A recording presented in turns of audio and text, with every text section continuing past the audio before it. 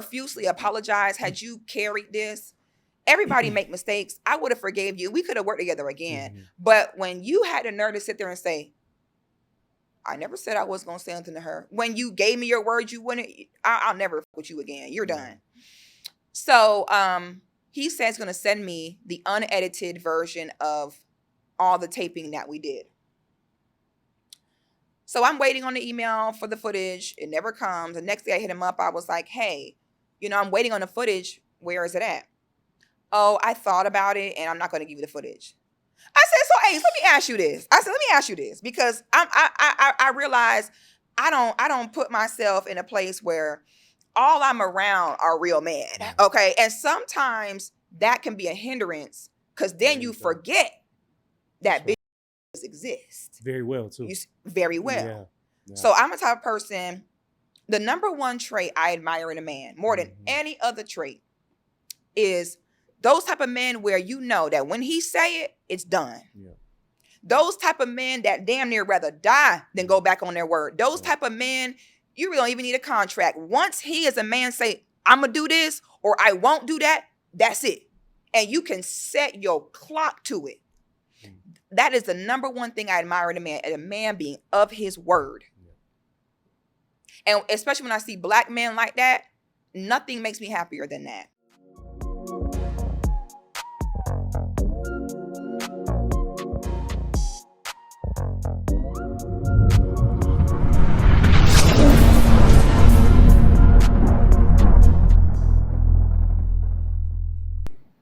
Good people, what's up, what's good, man? I'm blessed to be your host, Caleb Smith. Today, we have a very special guest who is back for a second interview, Six The Goddis, man. She is phenomenal. She is needed during this time with relationships talk, with platforms facing downfall right now that you know well about. So, Six, first off, how are you feeling today? I am feeling good, my brother. How you doing? I'm great, Six. Timing is perfect. You have come literally at the perfect time because something just transpired.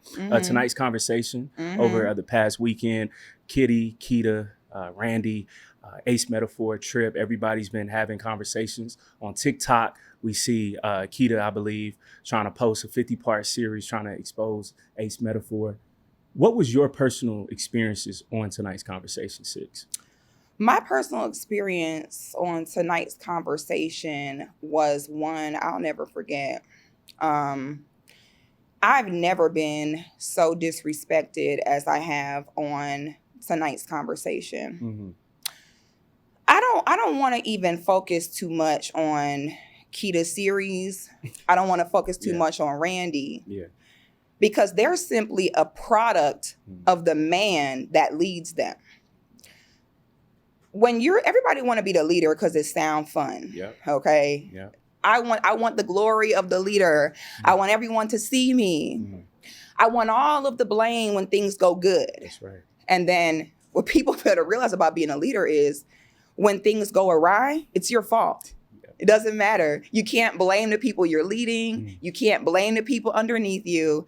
You want the glory and the attention of being the leader.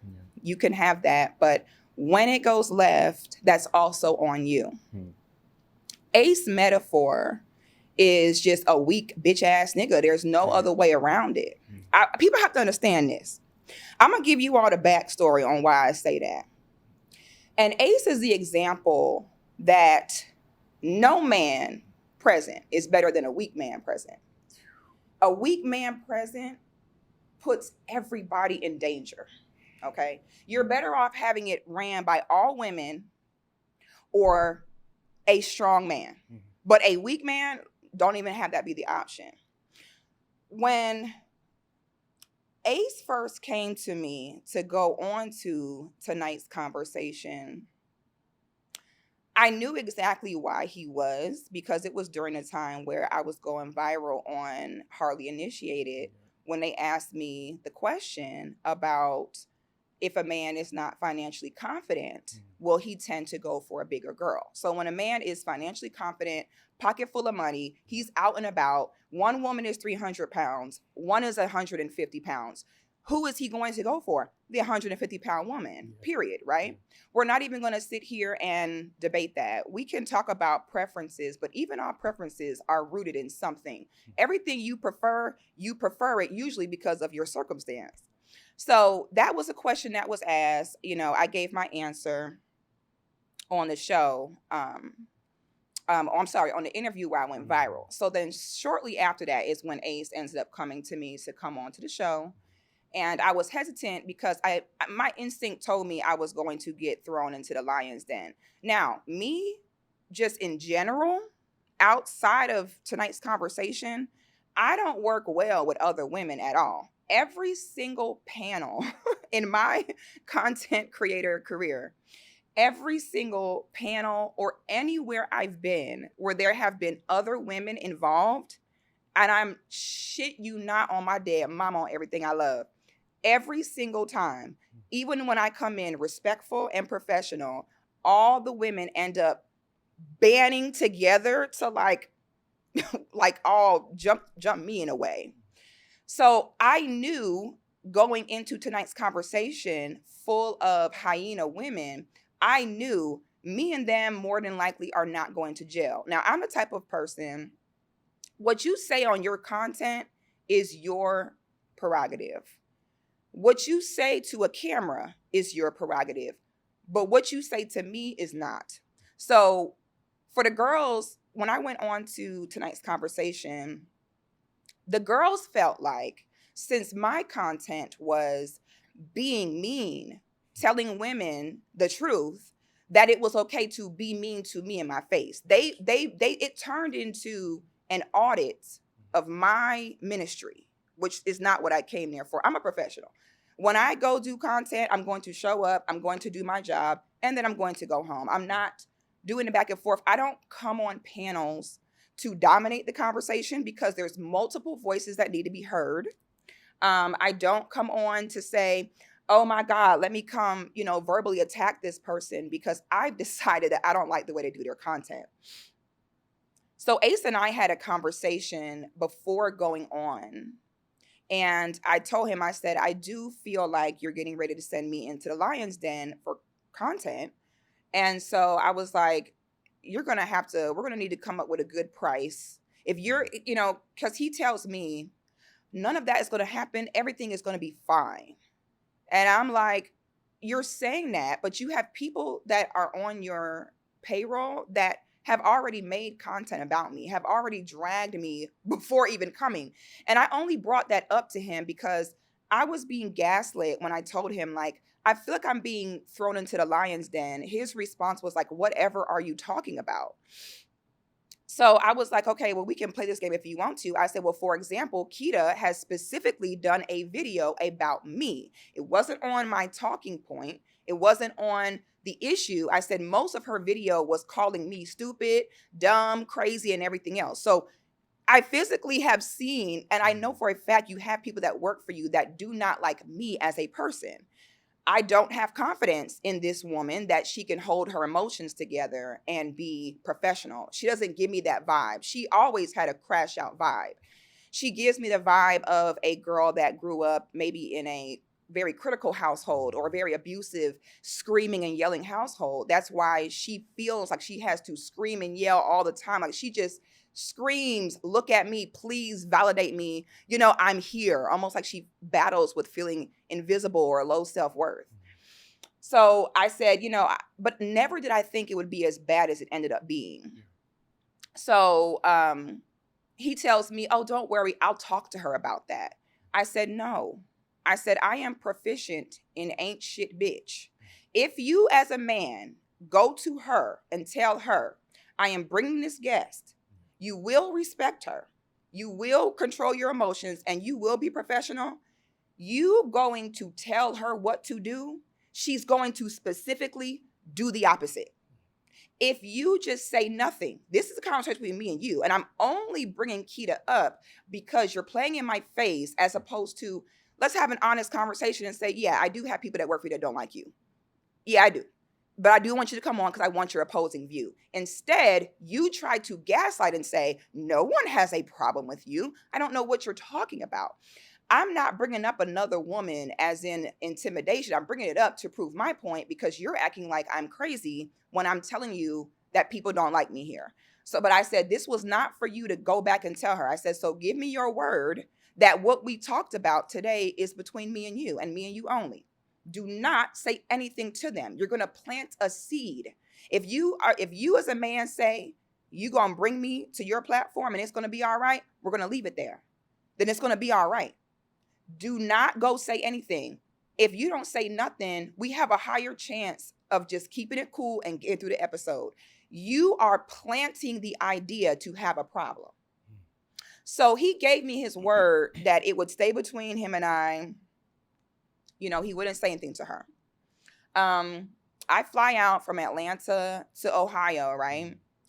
I get to the airport, we get on the plane. I should have known when I got on the plane that I shouldn't go. You know why?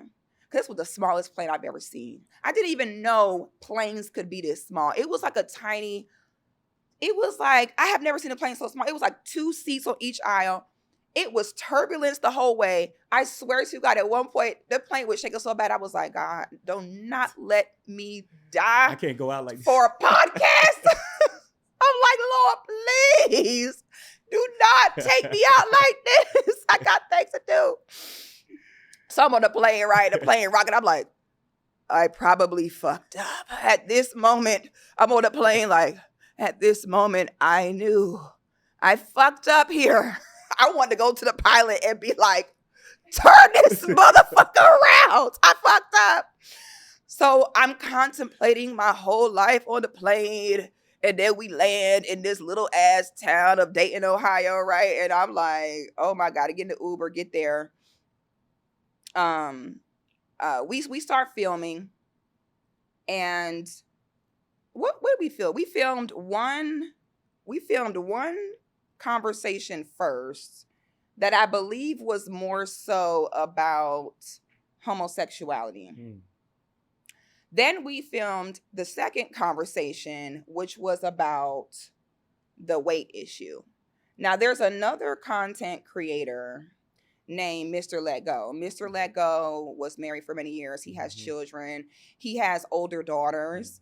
And I noticed that during the first conversation, Mr. Let Go was acting as a buffer between myself and the other ladies.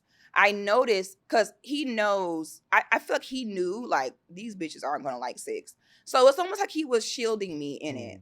Like such a good friend. It's almost like he felt it. And every time he felt the hyena's fangs getting ready to come out, he would kind of redirect the attention to him. And so I'm peeping it throughout and it's making me feel really safe and I'm feeling really comfortable. So when I first was filming, I thought this was going to go well because we initially had plans to film maybe 4 or 5 different episodes. So I'm like, okay, this is not so bad. Ace peeps this. He sees that Mr. Let Go is acting as that buffer. He sees that he's keeping it copacetic. So I should have known that something was about to go left because by the time he brought Randy down, he takes Mr. Let Go off. So at that moment, I kind of was like, that was weird, but I'm assuming the best still. So we start the second conversation. Ace comes forward and says, the question, which was, when a man is not financially confident, does he go for a bigger woman? And I said, yes. I said, because humans in general are predatory. Children are predatory. Have you ever seen a child be with one person and act a fool? Yep. But then they get with someone else and be like, oh, I can take advantage of this person. And they act like an idiot. Yeah. All humans are predatory. We're born that way. It's a survival thing. Humans naturally will seek where they can compete and win. That's the way it goes. So we're not gonna, I'm not a we are the world type of person. I'm a very realistic person. People are predatory, absolutely. So yes, if a man is not confident in himself financially, you know, people don't understand. It's literally a scientific thing. It has been quite literally scientifically proven that when a man is hungry or when a man is poor, in his subconscious mind, he will decide to go for a woman that's bigger. You have all, it could also be according to where you are geographically. Because you have some people that say, well, I know men that have lots of money and their wife is big. And I'm like, yeah, in Mississippi, a man that got rich off farming in Alabama, because he need a big bitch to pull that plow. He need a big bitch to help round him them horses. Can't have no skinny girl in there. How you got to be able to pull that truck? You know what I'm saying? So you got to understand why in the country, why you see men with bigger women. You got to pull the plow, baby. We need help. We got farmland. Where when you go to Manhattan, the men have smaller wives. Why? Because you won't be able to fit at dinner between the tables in the small New York upscale restaurants. Every man chooses based upon where he lives and what he's doing. But see, the problem is people like Keita and Randy, the reason I knew we weren't going to gel is because they make their living off of telling mediocre women that they're better than what they are, that they deserve things they haven't worked for, that everything else is someone else's fault. Every time you turn around, Keita and Randy are making videos like, yes, and know your worth. If you sat and poured into that person and they did not pour into you, that is their fault. And you need to know your worth and shut the fuck up. You know what I'm saying? Just shut up. But that's what people seek. I don't want to seek someone who tells me I ain't shit, who tells me what I'm doing wrong. No, I want to go where I am comforted, to be where I'm a lazy, undisciplined person. And I want to go, who's going to tell me that I can do the less work? So Keita and Rennie, they're there for you. They are there for you every time you ain't shit, to sit and tell you that it's someone else's fault and to be so blind to your own problems. The way that they have so much content like about mean girls and mean friends, it is such a projection because they're the main, mean girl. So seeing everything happening with the show falling apart now, it simply makes sense to me because energetically, this is what's going to happen. It's a bunch of male and female hyenas that are going to do what eventually? Eat each other. They're all eating each other. They're destroying one another. And I'm not surprised that it happened. So back to the podcast. So Ace asked a question. I give my answer. And I said, I absolutely think that when a man is not, financially confident, he'll go for a bigger girl. And Randy, now keep in mind, when y'all see clips of me and her interaction, I want you to understand they've been edited, okay? They changed what she said. Keep in mind, me and Randy had never had a single interaction. I had never disrespected this woman, never said a word to this woman. Prior to filming, I did not disrespect her. I did not bother her. The first thing out this girl's mouth is she looks at me and says, disrespectfully, that's the stupidest shit I've ever heard. Disrespectfully. She says, she looks not me. Respectfully, but not respectfully. Now they Wow. edited to take out the dis part in front of respectfully to have it show her saying, respectfully, it's the stupidest shit I ever heard. Wow. No. She looked me in my eye and said, disrespectfully, that's the stupidest shit I ever heard. It's a lot of aggression. Yeah. Whoa. Wow, you must be the president of my fan club. Wow, you must have been up all night hating me. Boy, I know, boy, y'all probably got a voodoo doll. Like, ooh, you really meant that. Boy, y'all was probably all night, couldn't sleep, thinking about me coming through here the way y'all probably huddled together like, yeah, this is what we're going to do. Yeah, and when she gets here, you know what I'm going to do? I'm going to tell her she's stupid. Yeah, well, that's a good one. Like, what did y'all do? Have a basic bitch meeting? You know what I'm saying? A meeting of the basic bitch minds? Because this was clever. I really love that for y'all. You really got me there. You know what I'm saying? I'm like, what the fuck? Never in my life have I experienced that on an interview. You know what I'm saying? And on an interview, on a panel, I've had girls, jump me on panels, but to look at me and be like, and then I'm like, I'm so glad I changed my life because I struggle with that. I was bullied a lot growing up.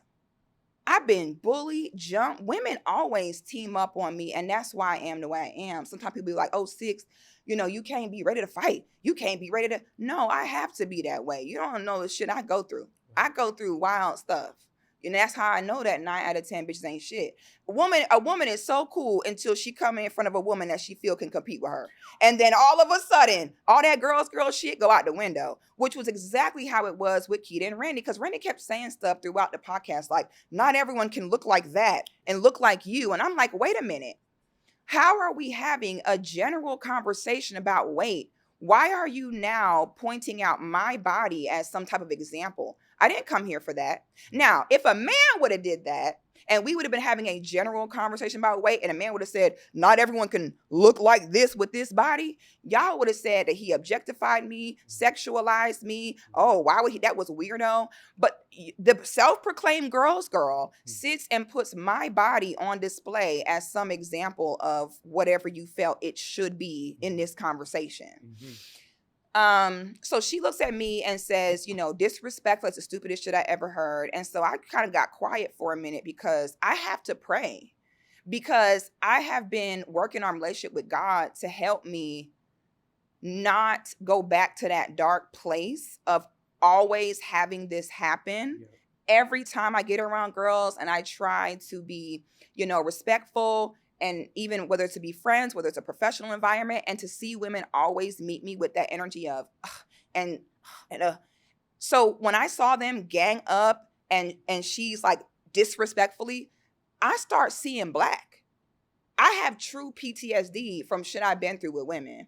So I have to pray to God, because I'm like, I want to get up, pick up this chair. That's how my mind goes. I've been jumped so many times to where if I even think bitches is honing in on me, what can I pick up? Yeah. I'm going to defend myself. You know what I'm saying? I'm finna pick up the chair and knock all y'all ass out. I'm gone. Like, I'm not.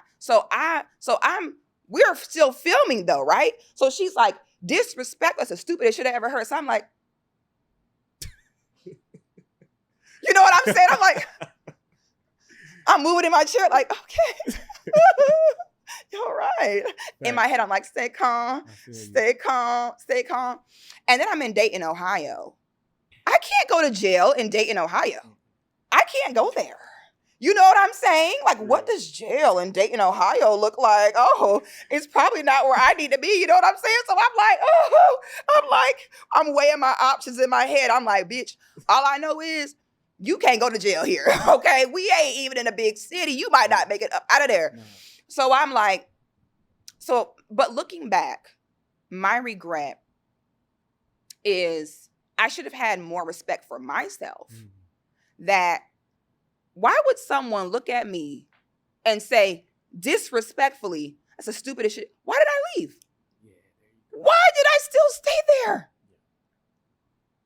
And that showed me I have more work I have to do. I try to take every situation I go through and figure out, what did I do? You know what I did? I stayed in an environment where I was not being respected. Why did I do that? Maybe because that was what needed to happen for God to slow my roll and say, you think you know it all, but you really got a lot more work to do. That, to me, that was God's way of saying, look at you. You thought you had it. You don't. That was an easy test. You should have got it immediately. Why would you even continue to talk to someone who has literally looked you in your face and said, everything I'm about to say is for disrespect? And I sat there. Wow. So I think, to them it might have seemed so funny, like, oh, we got her, but nothing was funny to me. That was a spiritual moment for me. That was a very serious test for me. Mm-hmm. So, we continued the conversation. And towards the end of the conversation, I believe that it was Tripp ended up saying that, I guess trying to play some form of devil's advocate was like, well, in all fairness, many Black communities are food deserts and it might not be available and stuff like that. I think Ace said something else. And I was like, listen, you know why that don't work? Because you cannot decide when you're going to weaponize incompetence. And these are the same women where every second they get, they can't wait to remind us that Black women are the most educated, that Black women start the most businesses.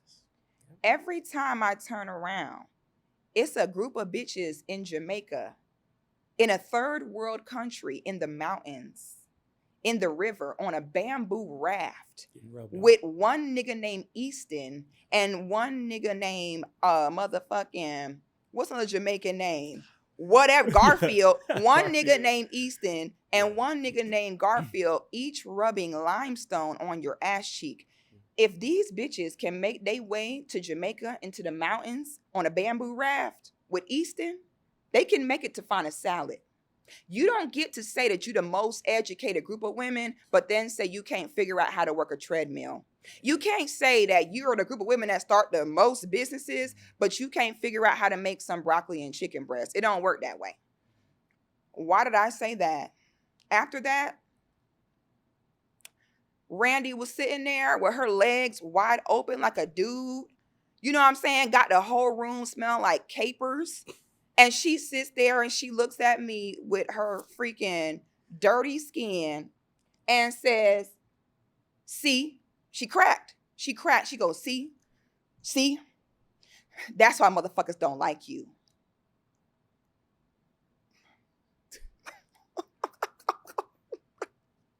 Wow. Tell me how you really feel. So in the episode, I'm like, and there it is.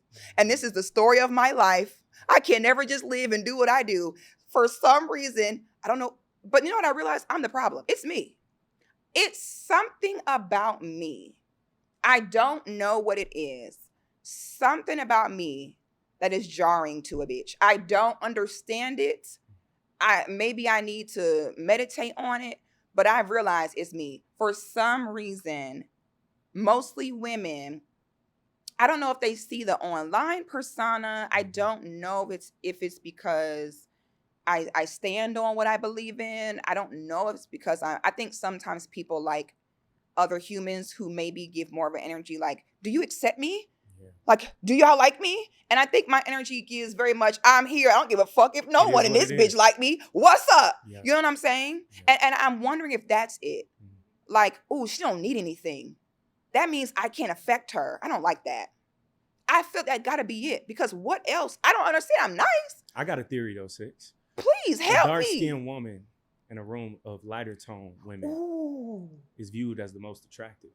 Ooh. And I think that's where all of that stems from. Because it's like, how is this possible? Because all my life I could look basic, quote unquote, but I'm light-skinned. But she's dark-skinned. And at that time, you had the fro, right? Yes. Yeah, so I came in black as fuck. I'm light-skinned. I got a bust down. I'm light-skinned. I ain't got to look pretty. I'm light. Ooh. She's dark-skinned. She's black. And she's pro-black. Ooh. Yeah. Ooh. Talk about that. With her hair nappy. Talk and about her that melanin. For all the beautiful dark-skinned women out there who do get attention. Ooh. They are always typically hated on by lighter-skinned women. And you know what?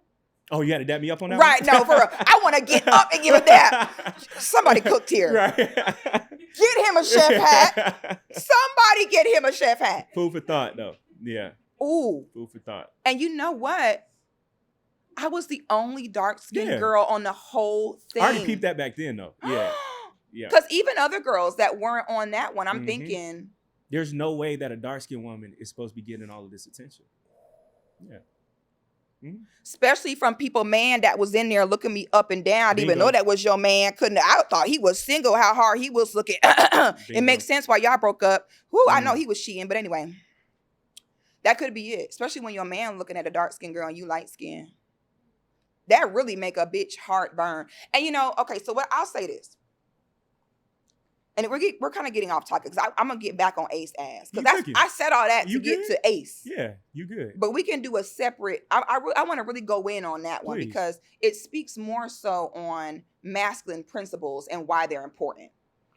It's not even so much about Ace, but this got to be the best example of what happens with bad male leadership. So I don't like to talk about the whole dark-skinned woman, light-skinned woman thing too much because then what happens is a woman who is just not trying her best will then say, it's because I'm dark-skinned. Mm-hmm. You know what I'm saying? So I try not to have that conversation too much, but I do see in my life where it does play a part because I do think that is the case too. Even if, I'm out and about, I've been in situations, maybe we're on a group date, okay? And maybe it's a group of us and all the guys come and all the guys have a light-skinned woman.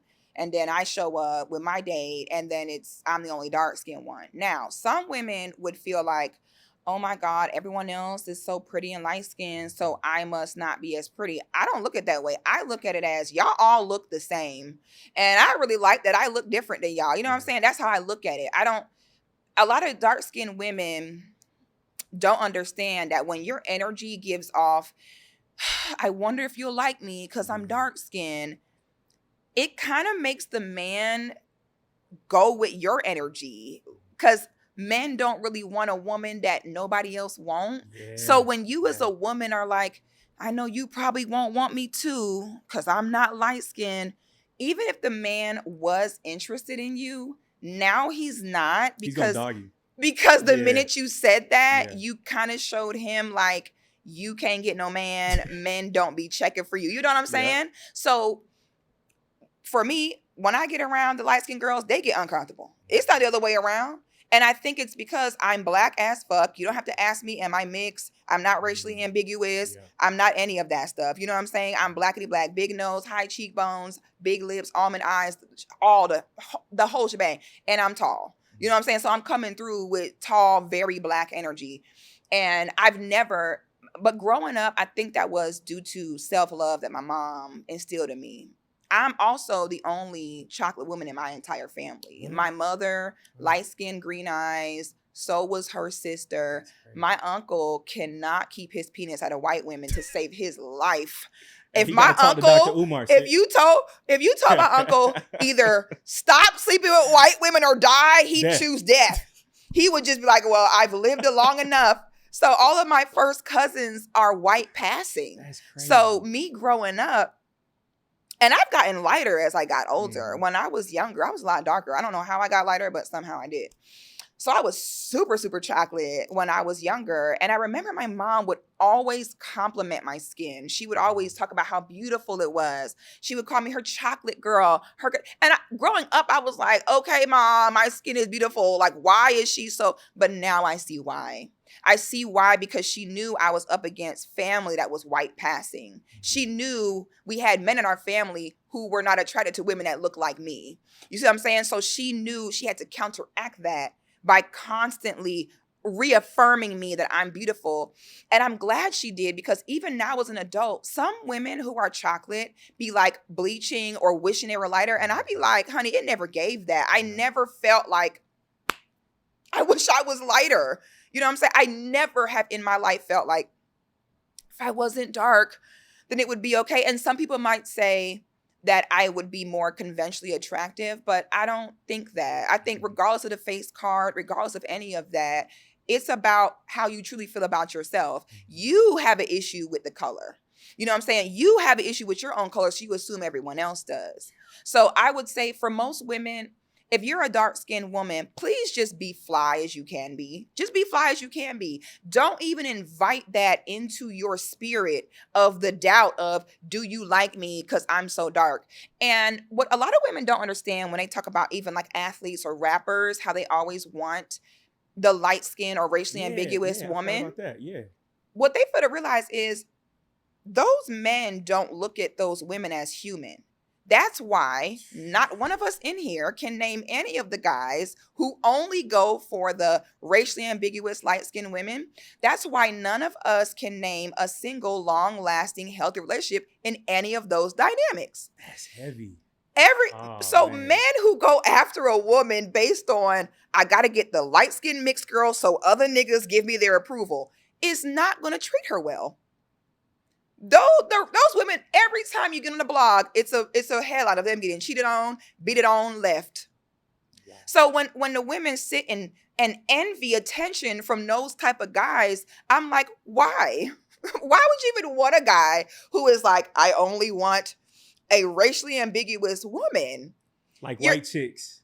Right. Character. Yeah. Right. Yeah. And it shows a weakness, because that means you want fruit that you ain't plant. Man. That means the women that are a product of you, your father, your mother, you don't like. You want another man's product. So it's also saying that he don't have that confidence in himself. It's saying that I don't want the fruit of my people. I don't want the fruit of men that look like me. I want the fruit of men that don't look like me, because their fruit is more submissive. Their fruit is prettier. Their fruit is better. So then it's also a bad dynamic on both sides. And the woman also never respects them. It's always normally a money or clout dynamic. Mm-hmm. She don't respect you. Why? Because you couldn't build this. You had to come get this. Another man built. My daddy built this. My white dad built this. My Hispanic dad built this, not you. So now she automatically don't respect you either, because you couldn't even fulfill your desires. You had to have my daddy fulfill your desire for you, and you came and picked it up off of him. So it's just disrespect on both. So when sisters look at a man like, he would probably want me if I was light-skinned, I cringe. Man rejection, God protection, baby. Any man, that's why I say same about your natural hair. Wear your natural hair. I don't want to wear my fro. I don't want to wear my kinks. They're going to think it's this. Any man that don't like it, he a bitch ass nigga anyway. It's a protection. The more black and natural you are as a woman, the more quality of men you're going to attract. Any man who is dead set on a woman being mixed or a woman looking as far away from him as possible, you don't want. So I think my best advice to chocolate sisters, be your best. Be your best. Look good. Don't try and say, I shouldn't try harder because since I'm light-skinned, it's not going to matter. No. And walk in there like you own the place. Walk in there like you belong there, because you do. So going back into what you were saying previously, I didn't think about this in that dynamic. Yeah. But I think you're right. Because it's an audacity. How dare she be so content? How dare these men? Because when I went in there, of course, the men was many. The men was like, they was quite literally rubbing my feet. Quite literally. And I do think that when they see that, there is that certain feeling of, why are they doing that for the darky over there? Or are they doing that for the monkey over there? It has to be. Because why is this so personal to you? Why is me having the audacity to be confident and love myself? Why is that bothering you? And how dare I talk about fat women? Because look at you, you dark skinned, you in the same boat. Both y'all undesirable. Why are you talking?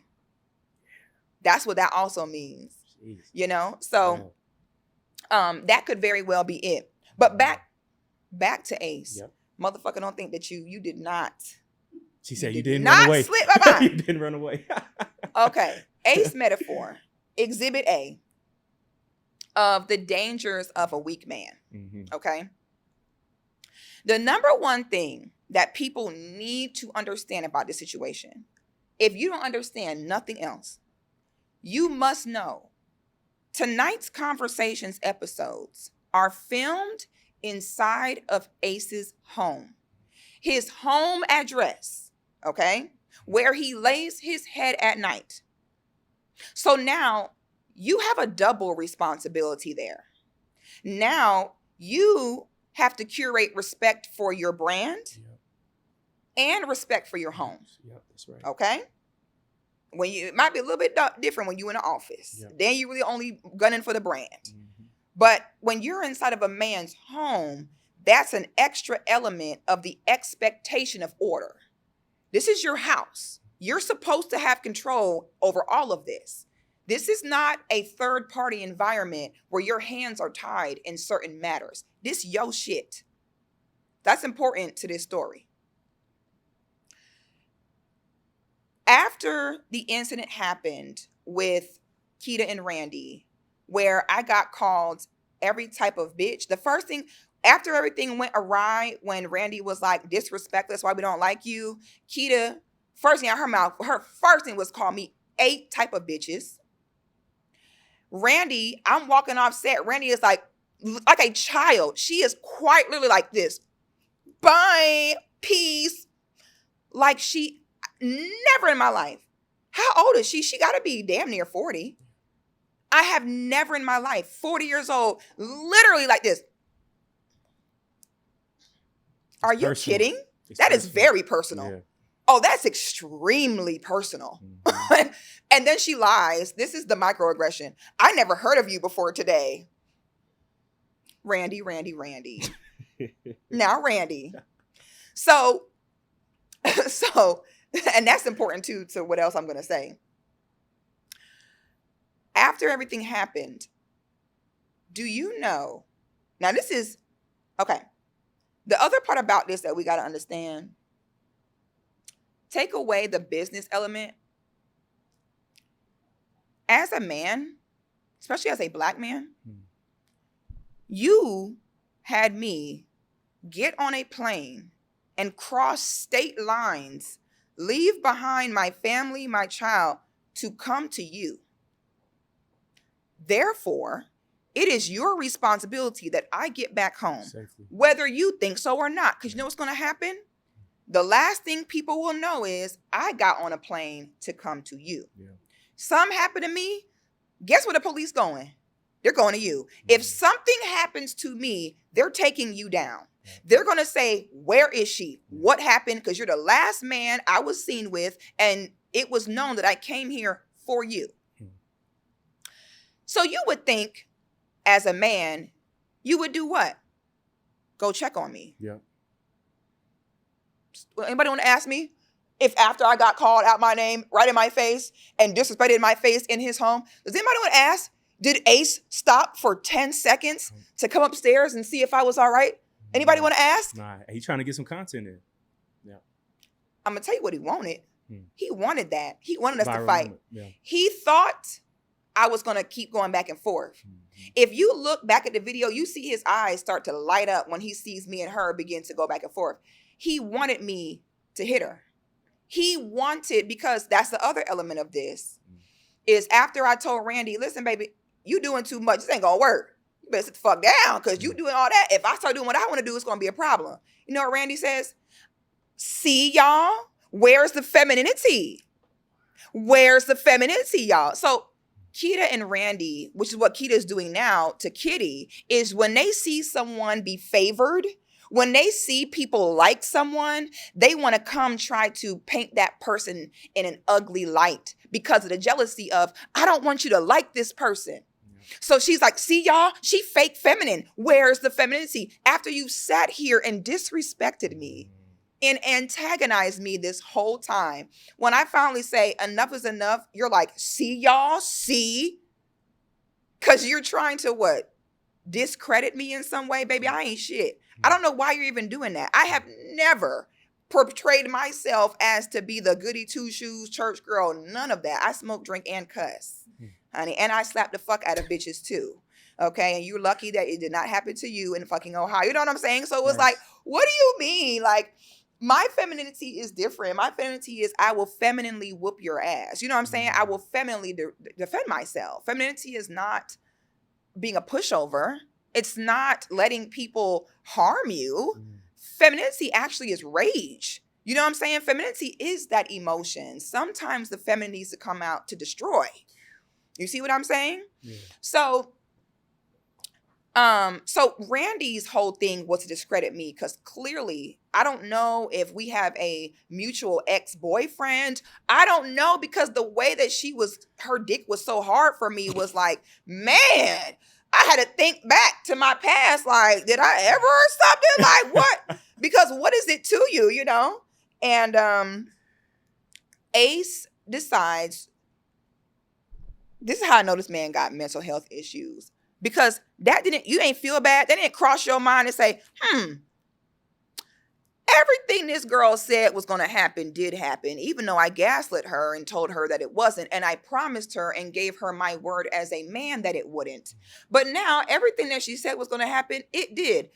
She got on this plane and, flew up here to me. Let me take 2 minutes to walk my ass upstairs and at least go apologize. Give her a hug. Mm-hmm. Give her some water. A tissue for her tears. Let me go call her an Uber back to the airport. That nigga did not stop his production for a second to even remotely come give me a pat on the back. I got in my Uber. I went home. I get a call from Ace 2 days later. The first thing out Ace's mouth is to throw Keita and Randy under the bus. No ownership. Oh, I can't believe they did that. I can't believe they said that. I can't believe I said, Ace, just stop. Stop right now. This is not, they did exactly, I don't have no expectations of them. Okay. My expectations of them are at 0. These are very broken, very hurt, very emotional, crash out, low self-esteem women, hyenas, basic bitches. They are doing exactly what we know they do. We don't have those expectations. My expectations was in you as a man. I dealt with you in good faith in your ability as a man, and more importantly, as a Black man. I trusted you. The fact that instead of you apologizing and saying this is your fault and you taking responsibility, the fact that you're trying to throw them under the bus is the red flag. I said, what hurt the most is when the first thing out Keita's mouth was, she's mad because I made a video about her. It's social media. That's what you do. Why was she so mad about that? I said, Ace, I specifically told you that when I confided in you to tell you why I knew that you had staff that didn't like me and I brought up Keita, I specifically said, you said you're going to say something to her. I specifically told you, I said, don't. Because maybe she planned on going into and just getting through the episodes, but you're going to start something by mentioning it. And I said, and you gave me your word, you wouldn't say anything, and you turned right around and ran to her and told her everything. This is why I will tell anybody that you cannot believe a word coming out Ace's mouth. This is why you'll never hear me say he wouldn't do that. What the next thing what this man said to me is what showed me he'll do anything. Keep in mind, it's a conversation that me and him had on the phone a week prior to this. I said, I cannot believe that you said something to her. And now I see why this escalated the way it is, because you had already did what I told you not to do, which you went to them and was like, she saw y'all video and she mad and she. I said, so at the very least, I need an apology for that, for breaking my trust and going and running and telling her that, which really ignited this whole issue. That nigga said to me, I never said that. I said, Ace, we talked about this for an hour, a week ago. What are you talking about? We literally talked about it for an hour. I never said that. I'm like, so you're going to sit here and say that the whole conversation we had before, I came on about everything that we never had it. I don't remember anything. I never said that. I was like, okay, well, give me the unedited footage from the interaction. I want that for my records. All right. I'll send it to you. I said, yeah, send it to me. We're done. I said, we're done. Don't say shit to me ever again. Had you profusely apologized, had you carried this, everybody make mistakes. I would have forgave you. We could have worked together again. Mm-hmm. But when you had the nerve to sit there and say, I never said I was going to say anything to her. When you gave me your word, you wouldn't, I'll never fuck with you again. You're done. So he says he's going to send me the unedited version of all the taping that we did. So I'm waiting on the email for the footage. It never comes. The next day I hit him up. I was like, hey, I'm waiting on the footage. Where is it at? Oh, I thought about it and I'm not going to give you the footage. I said, so Ace, let me ask you this. Because I realize I don't put myself in a place where all I'm around are real men. Okay. And sometimes that can be a hindrance because then you forget that bitches exist. Very well, too. Very well. Yeah. So I'm a type of person, the number one trait I admire in a man, more than any other trait, is those type of men where that when he say it, it's done. Yeah. Those type of men that damn near rather die than go back on their word. Those type of men, you really don't even need a contract. Once he as a man say, I'm going to do this or I won't do that, that's it. And you can set your clock to it. That is the number one thing I admire in a man being of his word. Yeah. And especially when I see black men like that, nothing makes me happier than that. So at this point, more than everything else, I'm extremely shaken up by the lack of doing what he said he's going to do. I said, so let me ask you, does it not bother you when you give your word on something, then you go back on it? Does that just not bother you? I said, because most men, they'll kill themselves damn near to do what they say they're going to do. I said, it's so easy for you to be like, yeah, I might have said that, but I don't give a fuck. Like, what is that? I have forgot that exists in men. And he asked me a question and said, so he said, I'm not sending you the footage.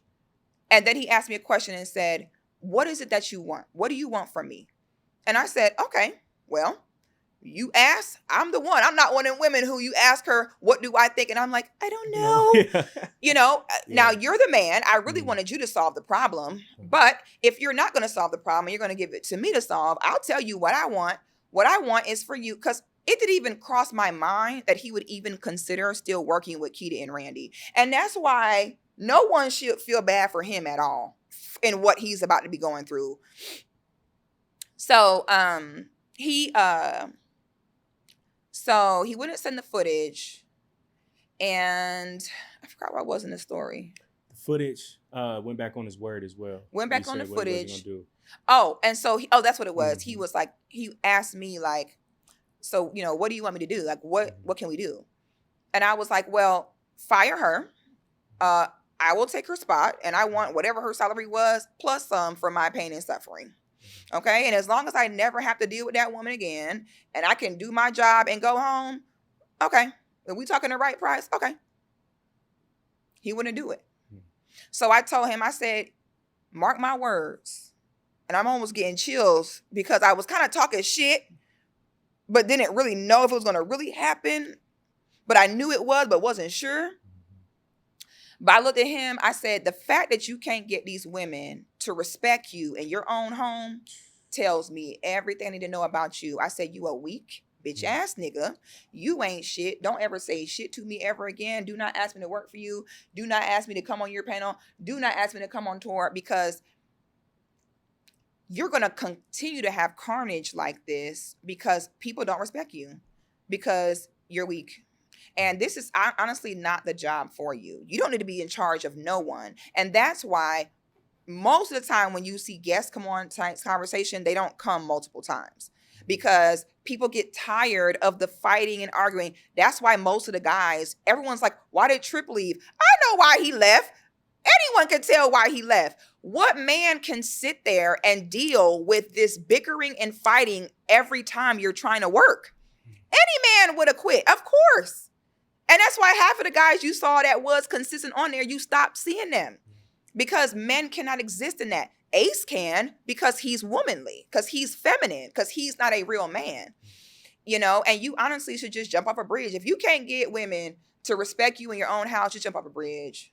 And you the type that Harriet would have shot. Harriet would have had to shoot you because you would have had us all fucked up with your weak ass. You know what I'm saying? So Ace is exactly what happens when you have weak leadership. He's going to always have these problems. He deserves everything that's happening. I told him when he turned down my deal back then, I said, those two women are liabilities. And the way that you spent your money and put your name on the line to bring me here, and the way they have disrespected you in your own home, they're going to cost you to lose everything. I said, mark my words, wretched bitches like those destroy everything. And if you think you'll ever get a clean break from them, you never will. I said, mark my words, they're going to destroy you. And I was saying it like talking shit. So that's why now my phone started blowing up when Keita started crashing out because everyone's like, Six, did you see my phone blow? I'm like, what is it? I'm like, well, I'm thinking something happened. Somebody died. Jeez. So everyone blowing me up. People have been writing me messages. We saw what happened. We stand by you. Them bitches was wrong for that. You've been vindicated. So everyone is coming to me now like, oh my God, Six, like they're fired. He about to lose everything. I seeing people now talking about, can we get a refund? Yes. From the tickets, yeah. And I want to give a message to the sister Kitty. So apparently Keita and Kitty were friends at one point. And I feel very sad for Kitty because Kitty, I love a lot. And Kitty and Keita are two different people. Like a lot of people get them confused. It's very similar names. Kitty is the very gorgeous, again, chocolate. That's how I was going to bring up to you, Six. I told you. A pattern just arose. I told you. Whoa. Oh my God. Wait a minute. As I said chocolate, I was like, oh! Told you. It's giving colorism. Dr. Literally, Bryant. I'm like, the chocolate, I'm like, yeah. Oh. Told you. And Kitty the same way, face card, lethal. Oh. And then all the men loved her. All the women loved her. She was very intelligent. And Keita, every time Keita talks, she's like, y'all favorite. Yep. Like, that gotta be the most jealous bitch type of stuff I've ever seen. Y'all favorite every time. Like, ma'am, are you mad? So I want to give a message to the sister Kitty. And I want to give a message to encourage her. Mm-hmm. I don't play about... if you're going to sit and accuse a woman of being unfaithful in her marriage, you're going to sit and bring what a woman do in the bedroom to the light. For what? We still have not got an answer from Keita on, please tell us what this woman could have done so horrible to you for her to be a wife and a mother. And the way they were saying it at first, I thought they had saw Keita taking some, or Kitty, I thought they had saw her taking a nigga down or something. The way they was saying, like, you're unfaithful to your husband. Then come to find out it's some Jamaican nigga with a man bun on TikTok talking about some email that she sent apologizing for negative behavior in the past. Like she was trying to grow and do better. And Keita's thing is, oh, she knew that someone doxed my address and didn't tell me. And for that small thing, you're willing to destroy a wife, a mother. This woman has people that look up to her, and you're taking very unflattering clips of her and putting it out there. Said she was on looking. Talk about, does anyone know her exes? Does anybody know her ex-boyfriend? Call me. What? Are you fucking serious? This is sadistic. This is sick. And I think exactly what y'all saying. Y'all hate to see the chocolate girl be prettier, get more attention. And the way that some of they men were looking at me, I'm pretty sure some of they men were looking at Kitty too. And that's probably the real reason why you're mad, honey. Ooh, that's that hurt when you think that you're light skinned, you got it. Then your man starts shifting in his seat at the chocolate girl. It's giving that. And that's the girl that their audience love. The girl that they audience love is clearly so freaking colorist. Not a girl at all. The things they're doing to Kitty, I think, are very disgusting. I don't give a damn. Kitty, most women who are well-spoken and knowledgeable are freaky. You know what I'm saying? So Kitty freaky. I knew she was freaky. You can tell by the way she talks, she freaky. You know what I'm saying? That don't mean me. No, never mind, girl. Do your thing. Yeah. So I want to encourage her. I just want to say, my sister, you are gorgeous. You are beautiful. Your ex that's trying to put you on, that nigga is so mad, girl. He must be so hurt. You ain't with him no more. I want you to know, Kitty, keep going. I've seen you get quiet. I've been online bullied before. Worse than you have, honey. The way I've been online bullied, honey, I've been humiliated. I have people take clips of my past. I've had people put them forward. I've had people do all that. And what I want to say to you, Kitty, is don't get quiet. Keep your voice. Keep going. Do not stop. Also, do not work with Ace, honey. Don't do it, baby. That man is weak. You're going to keep getting attacked as long as you're under him. So my hope for that sister is that she move to her own platform, do her own thing, move forward. If I was her, I wouldn't respond to them. I wouldn't go back and forth with them, bitch. I'm moving on in my life. I look better than you. I'm doing better than you. Bye. You know, so I hate, it's so ugly seeing what's happening. I hate to see other people having to catch strays and all this. Ace deserves everything he's that got coming to him. I think you slow if you pay that money to go to their show. I think you're very slow because why? Some they talk about he $600 charging for the VIP. I'm like, talk about $600 for that. Just Come to on watch now. a panel. Like that's the part that be killing me. So Six, on that point, right?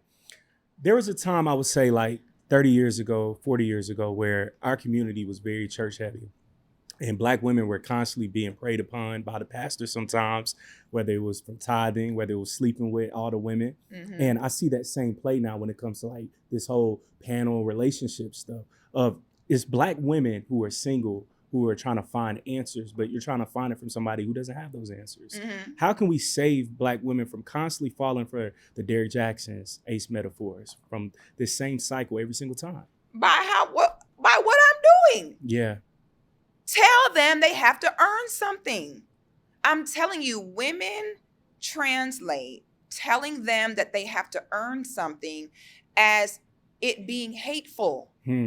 So they're all, that's what I mean by that's their audience, is the lazy women who want to be fat, legs open, feet in the air all the time, acting a fool, then talk about why can't I get a good man? And none of them, I don't see them up there saying it's because you're 300 pounds. You know what I'm saying? They're not saying because you got a big ass mouth, you don't know how to shut up sometime. They're not saying because you meet a man and sleep with him on the first date, second date, every date you go on, you got your legs wide open. You know what I'm saying? Black women will stop falling for that when they understand the answer is in you. The answer is in getting yourself together. The answer is in you becoming humble. The answer is in you realizing it takes the work. It literally is just how they pander to lazy women. That's all it is. It ain't got nothing to do with nothing else. It is women who don't want to put the work in. Instead, I want some type of book or formula or pill I can take where everything will just appear for me. It's just like church. Just like church. Wow. Be a terrible person, then say, God knows my heart. God knows that you was stuck in it last night. Right? He knows. He saw. You know what I mean? So that's what it is. It's the same with religion. Mm-hmm. Religion, come as you are. Come as you are don't mean leave as you are. It means come as you are, but you're supposed to leave better. But you come as you are every Sunday. You're supposed to come as you are and leave better. You come as you are, worse and worse each week. But that's their crowd. Fat church girls, all that. Ugly girls, girls who can't get no man, girls who can't get no text back. That's who's going. And that's the crowd who love the Keita and Randys, who tells them that they're fine, they're perfect, it's everyone else's fault. You still deserve this, even though you didn't earn it. That's why. It's all the same thing. So I just want to see death to the whole, like, how do I get a man to, you can't. If he does it because you want to do it, you align yourself. You say, I want a man that does this. You figure out, what does a man does this want? You be that. And then you just sit, and if he finds you, he finds you. And if he want to do it, he going to do it. It's a numbers thing. It's about finding a man where that's the direction he's going on. And when a man know the direction he's going on, whatever, the first one that come along that fit into that, that's who he's going to be with. That's right. That's how you do it. And that's why you're single till you're married. That's why you keep your options open and you go with the man, the first man that come along that you know you can roll with, that got a plan for both of y'all. And he's saying, come on, we about to go. You go with him. It's that simple. But you sit in the house, fat, everything is someone else's fault.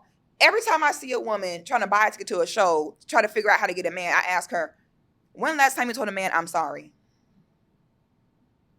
Dang, Six. Are you coming out the gate like that? You rather spend $600 to go ask Keita, who can't get a text back her damn self, you know what I'm saying? And any man can sleep with a simple Don Julio shot and a steak dinner. You're asking her, or you know what I'm saying? Like who are you asking? Ace, looking like Alvin and the Chipmunks' fourth member. What is he gonna know besides how to go get a peanut?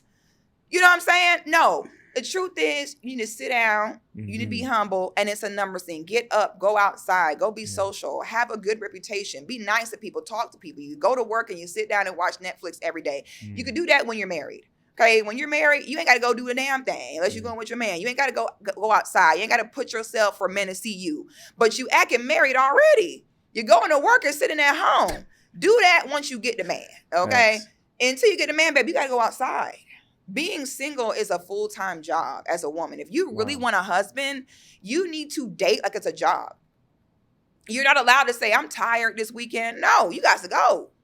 You don't know the day or the hour your husband might see you. And most of the time when your husband see you, the minute he see you, he know he want to marry you.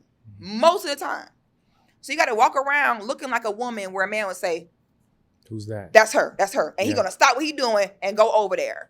That's the man that's going to marry you. But how you going to do that and you sitting at home? You went to work and came home, you watch everything on Netflix. Damn. You got to hope the AT&T cable guy is single. Six, you are not playing today. This has been crazy. Truly phenomenal.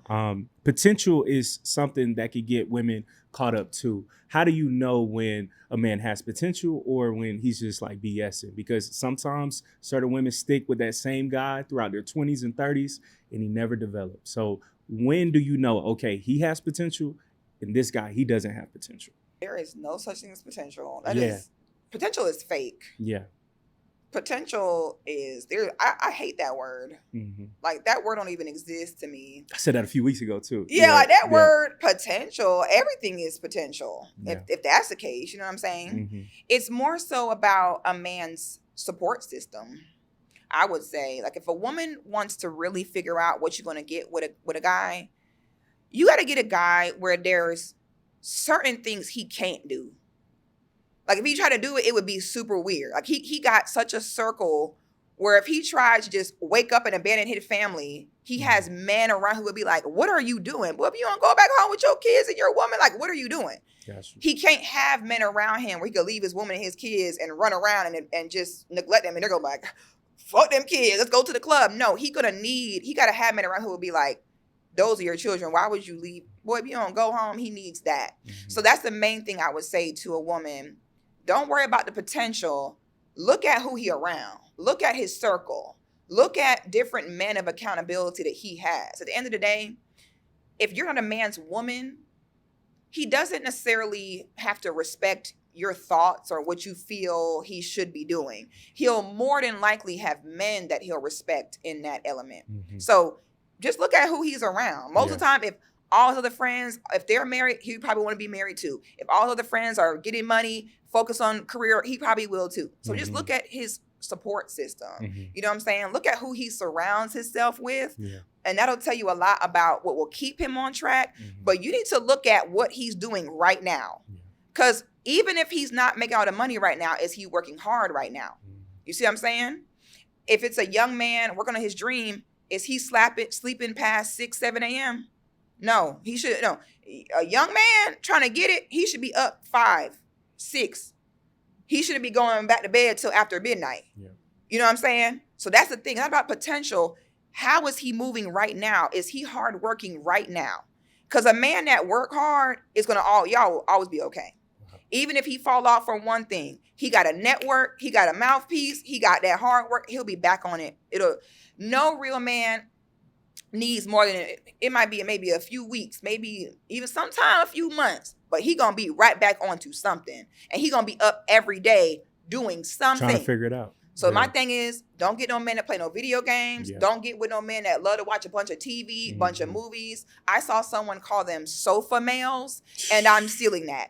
The main thing is, whatever you do, don't get a sofa male. Yeah. Do not get a sofa male. It must be a man that is up early and go to bed late. Mm-hmm. Get a man with a truck. You know what I'm saying? Yeah. There's certain little things. The way he moves as a man, he'll apply to everything in his life. Mm-hmm. So when you see him be relentless towards his business and his work, he will be relentless in his marriage too. That's right. You see what I'm saying? Yeah. So just look at how he moved. The main thing is a man that's not lazy. Mm-hmm. Damn, Six, man. You was giving out some good game today. Talk about, it's been a minute. I can't tell. We was on fire today. Look, I can't tell. Six, you've been great. I probably only got like 3 more questions for you. Okay. Ace Metaphor, hearing about those interactions, that's crazy. How do you just feel about this sassy male epidemic right now? What a lot of Black women are saying that there's more sassy men in the Black community. Do you think that that's true? Yeah. I see it all the time. Because who is the guy that glamorized manhood to men? Like That's a great question. Some man glamorized manhood to men, and now men think that being a man is fun. That's the problem. I think influencers probably Six. Is I think that what that's it what is? kind of effed the game up. I really do. Because I think it started to change when we started seeing man buns around 2015. Them damn man buns. No, for real. I'm telling you. The man buns. Feminizing Black men. Feminizing Black men. During that time, Young Thug, he was getting real hot. Album cover, he was wearing a dress. Yeah. And then kids start wearing tighter clothes. Yikes. And then now guys, they're like, I'm not going to work at a warehouse at 20, or I'm not going to do manual labor. I'm a stream. Like, I'm 27 or 20. I just turned 28. I got to get used to saying that. But growing up, like in college, me and my friends, like, we didn't mind if you had to work at UPS for the summer. Right. Or like, you know, stack your bread. So then if you want to get tattoos, you can get tattoos now. If you want to get more sneakers or car, you could do that. But now these kids, they're going to be like, work at UPS? Nah, I'm not doing that. But I'm like, bro, you in college. But instead, they don't want to do that. Yeah. Influencers. I think that's what kind of effed it up. Because a man's job is to suffer till he die. Not today. Not to die, but till he die. No, I'm saying not today. They don't feel that way today. Now they're like, I see men like, I'm not working that hard. Yes. Our grandfathers died working that hard. Well, what are you supposed to do? You're supposed to work hard and suffer so your kids and your woman don't have to. They don't want to be men, though, Six, I think. That's a problem. They want to. They're afraid of working. They're afraid to suffer. You know what I'm saying? They want the soft life. They like, I ain't working that hard. I also think another part of it, I think, is women doing that stupid ass movement of, I don't want no man with no job, no blue collar worker. That's you know a great perspective. I want a man that make a whole lot of money. I want a man that's an entrepreneur. B. Simone has said that. I don't know why she would say that. She need to take whatever man will even stomach her. You know what I'm saying? The audacity, girl. That. You don't need to be telling no man about what you don't want. That was around like 2019. That was around 2019. She need to be whatever man is willing to sit and hear that annoying voice. Whatever man will stomach your voice, you need to be with him. I don't know why she doing that. But anyway, that's a part of the problem too. That now the men are like, well, shit, I'm not about to be out here breaking my back, plumbing, getting shit out the pipes just for y'all to be like, oh, I don't want no plumber. You know what I'm saying? But that's so weird though. You know what I mean? I don't get that. Like, how come you don't want the guy that worked blue collar? Half the time they got higher testosterone. You know what I'm saying? I don't understand that. So I think it's a mixture of somebody lied to men. And I don't know who. I think men, as you're raising your sons, you need to tell them manhood is ugly. Yep. You get all the blame, none of the thanks. You work the hardest. That's facts. You suffer. You watch everyone else live lavish off of your suffering. Can't complain either. And you can't complain. To yourself. Yep. And but you know why it's worth it? What's supposed to make it worth it, after all that, is but you still got the highest level of respect. Yeah. Mm-hmm. That's what being a man is about. It's all about respect. Doesn't matter. You shouldn't care if you're liked. You shouldn't care if you're comfortable. You shouldn't care if this is fun. Long as you got the respect, that's all that matters. Okay? So yes, daddy need to go out there, make the money, suffer, so that we don't have to. Do the suffering for us. We can't be doing all of that. Hey, that's why we got broad shoulders, man. I tell guys that. Yeah, that's why you got broad shoulders. That's why you have strong hands. That's why y'all don't have no hormonal cycles. We as women are psychotic. We're literally a different woman every 7 days. You know what I'm saying? Don't be in your luteal phase. You know what I'm saying? Sometimes when I'm in my luteal phase, I'll lock myself in a room. I'm like, just don't come near me because I might bite all your heads off because our hormones. Yep. Man, y'all don't have that. Y'all would have never like, I'm in my luteal phase this week. You know what I'm saying? Like, nigga, I'm in my luteal phase. That's why I'm insane. Why are you insane? You know what I'm saying? But I think it's like what you said. A lot of men have taken all of those little things about being a man that might not be pretty and have turned it into, well, how come we got to be the one to do that? Mm-hmm. Once we had men beginning to ask, normally when we were in order, men didn't ask why they had to do things. They just did it. This is how it is. Okay, we're just supposed to work. Yeah. We're supposed to just pay the bills. Yep. We're just take care of our kids, okay? Yeah. No one ever questioned it. Mm-hmm. Now all of a sudden men are questioning, like, why do we have to work? You know what I'm saying? Why do we have to work hard? Why do we have to pay all the bills? It's too expensive out here. What are y'all talking about? You know what I mean? So I think, men just need to stop telling other men or young boys that manhood is fun. Like, tell them, no, when you a man, you getting out the mud. You're going to suffer. You have to work hard. And like you said, no one cares. The only person that cares is your woman. If that, no, sometimes. And we care, but we still gonna. It's a limit to it. We care. We're gonna heal your wounds, but we're gonna ship you back out there again the next day. We don't care enough to say, oh, honey, don't worry about it. No, we're gonna say, you'll be okay. She could do it again the next day. Real talk. Listen, man. That's the way it goes. It's not easy, Six. And hearing that though, that was a great mindset perspective because I just think now it's just like a very nasty game. Red pill talk as well of guys thinking that women are just like beneath them and you just talk to them like that. So how do you feel about the whole red pill space, Six, of guys who I could clearly see didn't get girls growing up, who weren't smooth, who were probably the lamest guys out there, are now these talking heads teaching other lame kids, this is how you're supposed to talk and treat women. And black women are undesirable. Myron Gaines, hearing him say that, the ugliest, undesirable, unprofessional, all of that. And now we have young black men who are getting rejected or who have been rejected by black women are now like F black women. So how do you feel about that whole red pill space right now? Well, see, I don't even feel like the red pill is made up of men that were necessarily rejected. Mm-hmm. I think it's the total opposite. I think the red pill is made up of hard-headed men. Ooh. Because a lot of men, I've heard men specifically say, don't listen to no woman about men. Wow. Don't listen to no woman about men. And it's so funny. The funniest thing to me sometimes is see a group of men sitting around trying to figure out what's wrong with a woman. And a woman can literally be like, hey, I need some communication, some patience. Simple. I really need you to.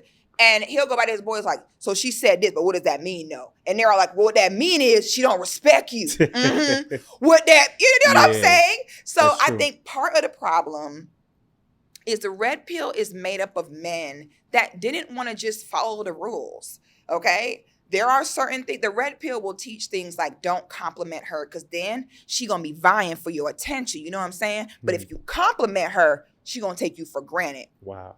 And it's like, so these are men who live by those rules, which inevitably leads to bad relationships with women. Yeah. Okay? Because there are certain things as a man you must give us as a woman to be happy. That's right. It's men who didn't do that. So their women, of course, end up eventually leaving.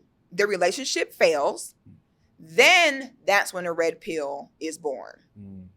So then it's a man who didn't do right and who failed, where now he will sit and project the failure onto the younger guys. Yeah. So you already married, messed it up, she left, moved on. Now you're taking those projections. You're telling the younger guys, yeah, and don't be paying all the bills and don't be all nice to see how she still left.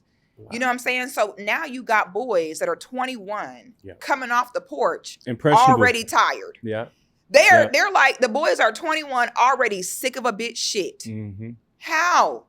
You haven't even at least ruin your own relationships and then be bitter. You know what I'm saying? You carrying on the bitterness from a man that's divorced, but he's divorced because a woman was probably begging him for years to do certain things. He wouldn't do it. Wow. She eventually leaves. And then instead of him taking accountability and saying, young man, do what I didn't do, he doesn't want you to win where he failed. So that's where the competitiveness come in. So now they fail. So they convince everyone else that the winning was impossible.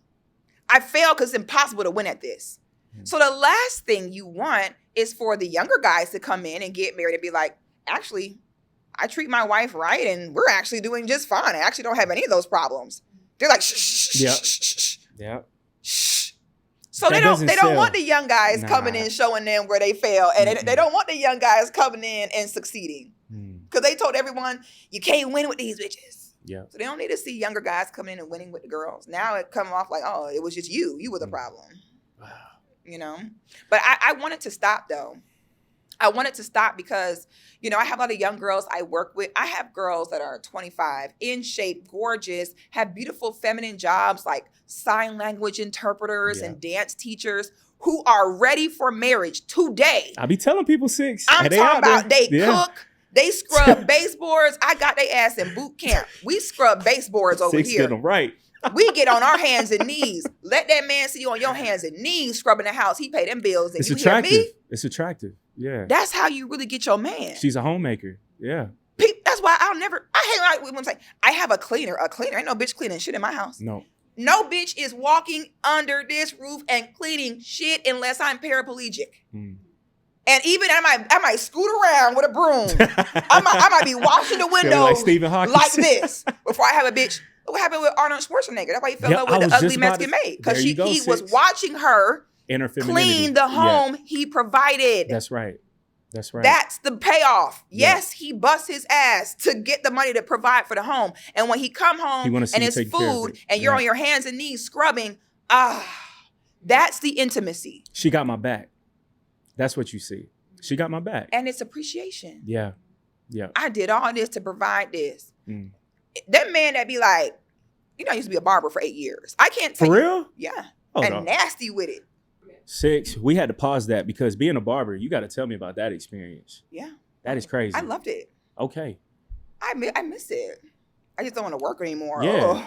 I mean, hey, you start charging. Hey, she could be charging like $350 for a cut. They'll pay. I miss it. Yeah. I ain't gonna hold you. I missed it, but I learned a lot. Yeah. And what I did in the barbershop is I would just kind of get in a corner, kind of get quiet, kind of turn into furniture and let them talk. So I look like I'm cutting. So I'm cutting. I'm like, you know what I'm saying? I'm cutting hair. I'm like, I was just in there ear hustling. And it's amazing how men express themselves when they think that it's only men around and no one will judge them. So I don't know if it worked for me or against me, because I think some stuff I heard I shouldn't have heard. And some stuff I can't unhear, unsee. So sometimes I know too much and it does work against me sometimes. But I can't tell you how many times I've seen a man walk in the barbershop, see his barber, go sit down. First thing, man, barber come put the cape on, man. What's wrong, bro? Bro, I'm so tired of this shit, bro. This bitch don't clean nothing. Wow. You know what I'm saying? Man, I come home, bro. I work all day. I come home. Ain't no food. House dirty. I walk in. I'm stepping over stuff. She on the couch, sleep all day. And I'm in the corner like, couldn't be me. Well, you the damn fool. As a man, you are seriously slow. And there is something wrong with you. If you allow a woman to sit up in that house you pay for and that house dirty, there is something wrong with you. You are weak. Your father failed you. Harriet would have shot you, and there's no hope for you in life. You are slow. I can't. Thanks. It make me sick when I see a man complain, man, she won't clean nothing. You're crazy. How does that even happen? How do you even allow that? How does she don't have a healthy fear of you to be embarrassed to say, I don't want my man coming home. I'm looking at some lazy slob and the house is disgusting. No, it doesn't work like that. The house being clean, like we just talked about before, about a part of being a man is the hard work, and there really is no thank you. There don't need to be a bunch of verbal thank yous, because the thank yous are in his everyday life by coming home. And a man accomplishes so much more when you don't have to worry about dumb shit like the whites from the darks in the laundry. You know what I'm saying? A grown, strong, able-bodied man sitting up like, okay, this is delicates. No, I'll do that. You know what I'm saying? You go do the heavy lifting. You go do the bulk of the work. I'll separate the whites from the darks. And people think it's misogynistic. No, it's just biological. It just makes sense. Him as a man, it's called manpower. It's best to use that manpower where it give us the best in return on our investment. So his time is better spent competing in the marketplace, making connections, bring home the bacon, than separating the whites from the darks. You know, it's just simply biologically, it makes more sense for you as the woman to be doing that. And that's where we lack as a people. Instead of doing what makes sense, instead of doing things that would be more logical, we tend to do things based upon how we feel about it. And that's part of the problem, is we're not a dutiful people. We don't say, this is my duty to do, so I'm gonna do it. No, we have grown adults, you know, chasing these fleeting emotions of, well, this makes me happy. And it's like, no, that's not what it's about. Kids are supposed to be happy. That's why parenting is important. It's your childhood. That's when you sacrifice and you suffer so your kids can be happy and have fun. That's what you do as a kid. Then when you become an adult, you handle your duty. And then you have children and give the same to them. It's a cycle of life. We have arrested development. You don't stay in that having fun, what makes me happy phase the rest of your life. You should be happy by seeing your responsibilities be handled. That should make you happy, you know? So cleaning a house is non-negotiable. I have girls who clean, cook, beautiful, and they're dating. I knew the red pill had us messed up when one of my clients was a girl who was 20 years old, from a Congolese successful family here in America, raised with her mother and father, absolutely stunningly gorgeous, in shape, a virgin. Wow. At 20. At 20. Educated in school, goes on a first date to have a nigga pull his dick out and say, well, if you really like a man on the first date, you'll have sex. For a 20-year-old virgin from a 2-parent household. It makes sense. Because when it happens to like a bitch like me, like a single mom, it's because you were a single mom and because you're 35. What can you say now with this? But then with a 20-year-old virgin, she getting the same result, if not worse. Because they know that I would have you might have got that shit shot off if you pull that out in front of me. Real talk. So that's why I have a problem with it, is it's really affecting the real life. Sexualizing them too. It's not even no more just like a shock factor on the internet. No. This is affecting real life. I am seeing it in girls. They are experiencing the worst of the worst in real life. Girls been with their boyfriend 4 years, 5 years, 7 years, won't marry her. Because men are telling him marriage is crazy for a man to look an idiot. Imagine being a man, lonely and failing at life, telling other men don't get married because you want someone to be miserable with you. Because you know if they get married, they go further. You know when they go married, they have more favor than you. So now you don't want him to surpass you. So now we got these girls with these boyfriends and he will not marry him. And that's why every 5 years, women have to change the way they date. So 5 years ago, you could meet a man and exclusively date him until he married you because you knew he eventually would. You can't do that anymore. You had time. You better have your roster. And you don't need a man on it for more than 90 days. Ooh. If 90 days go by and he's still, what you doing, beautiful? Bye, block. You got 90 days. Show me something. We grown, especially when you're 30 and up. Time is of the essence, man. Oh, no. We 30 and up. But that's why, I told women, have a roster and don't do in-person dates. If you meet a man, you know what they're going to do? Oh, you want to have dinner tomorrow? No. We need to talk on the phone. Yep. Okay. And I said, we got to go back in the day, how you had to come sit in the living room. Okay. I want to back in the day, if a man want to come see me, you got to come to the living room, my mama. Okay. And come talk to her. You had to call the phone, the house phone, talk to my mama and say, hey, Miss Nelson, can I talk to her? So I said, we need that buffer back. Social skills too, though. That takes social skills, having a call, ring the doorbell, talk to your mom, be personable, talk to the family. Men will literally see a woman, not say shit and be like, y'all, help me find her. She was right there. Six. We literally just went through that. She was right in front of you. We just went through that a few weeks ago. Yeah. She was standing 2 feet in front of you. And y'all like, help me find her. We found her. She's behind you. It's the phone, Six. Yeah. Because now I don't have to ask Six, hey, I'm so-and-so. Because then I can't talk because I'm not used to talking to women. It's too scary, opposed to calling the phone. Dudes don't even like to call. They don't. That's why I tell my girls now, when you meet a man, since they feel like if you meet on a date that you have to give them sex, don't meet on a date. Talk on the phone.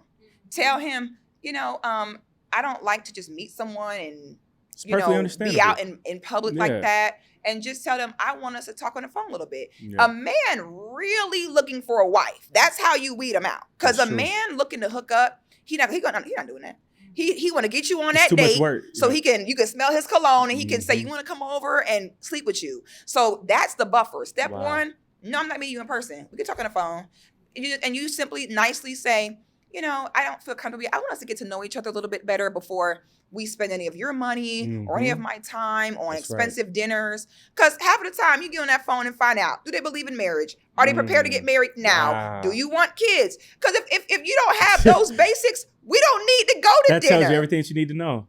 But people, they go to dinner first and have fun first. Now you're bonding because we had fun. I have fun with my dog. I have a ball with my dog. So now you think because you had fun with this person, you like them. Wow. You can have fun with anyone. We're having fun right now. So you establish the non-negotiables first, then have the fun. You don't have the fun first. Man. I can't tell you. You know what my number one issue was in my clients when COVID hit? Couples on the brink of divorce over the vaccine for their kids. So you mean to tell me y'all got married and decided to have kids and didn't even have a conversation about Western medicine and whether you believed in vaccination? Unbelievable. So my thing is, have them talk about vaccinations, talk about COVID, talk about religion, talk about it all first. Then if we're aligned, now we can go have fun. But everyone does it the opposite. And that's how everybody ends up in relationships for 3 months, 6 months. Then you break up because you find out things you would have known had you had a week of phone conversations prior to meeting in person. Y'all better get with Six, man. Bro, that was some good game, though, Six. Thank you so much. This conversation, it was crazy. Very last question, though. Where do you see the future of tonight's conversation and also these relationship panel ticketed shows? Where do you see that going? Well, those things will always, my prediction is, do I think people are going to completely stop going to tonight's conversation? No. Right. Do I think it will be as big as it was? No, I do not. I think going forward, he will more than likely switch out the people each show. But that's not good either, because people need a core representation of what they can come expect. So my guess is going forward, he will probably have people sign NDAs. He will continue to have people fall out. If you decide to work with Ace, you know, that is on you, but you are not safe in that environment. He has no accountability. I think he's going to always have people falling out. He's going to always have people telling each other business, because that's all he's going to attract, because a weak man will only attract, you know, weak levels of safety, weak levels of control, weak levels of regulation of things. Everything he does is weak. The order is weak. The respect is weak, because it all comes from a weak leadership. You know, Ace is going to get what's coming to him. He's been doing wrong. Even now I'm hearing he's not paying people. Yeah, I heard about You know what I'm saying? So that's crazy to me, to see how he did me. And a year or two later, you down so bad you can't even pay your folks. You down so bad you can't make your payroll. Wow. That's crazy to me. But that's what happened when you have a small town lame that suddenly gets attention and money. And with no integrity, that was a recipe for disaster. So slow people gonna still go. Slow people gonna still get that man their money. You know, and best of luck to him. For me, I do my own thing. I do my own ministry. I have very few people, you know, I work where I know I'm safe.